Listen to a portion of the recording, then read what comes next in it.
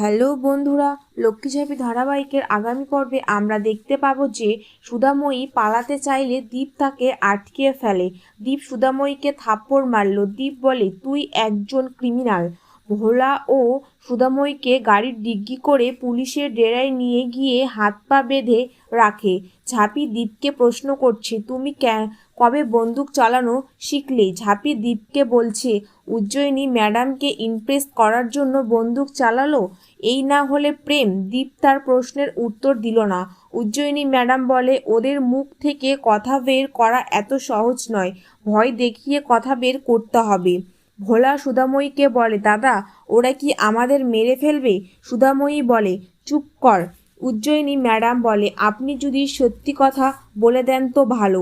সুধাময়ী বলে, আমার ছেলে যদি জানতে পারে তো আপনাদের সবাইকে জ্যান্ত জ্বালিয়ে দেবে।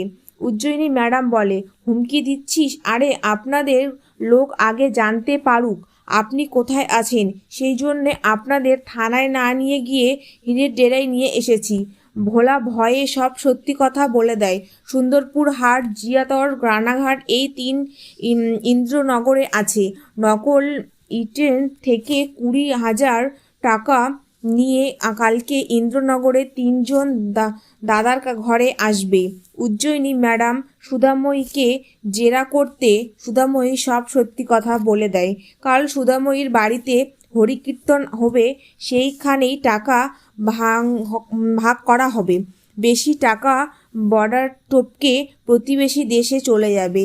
এই প্ল্যানটা করেছে ম্যাডাম এক্স। কীর্তনের আসরে ছদ্মবেশে গিয়েছিল ঝাঁপি, দীপ, ঋষভ, উজ্জয়িনী ম্যাডাম, কাঁসাই, নীলু। জানতে হলে অবশ্যই আমার চ্যানেলটিকে সাবস্ক্রাইব করুন।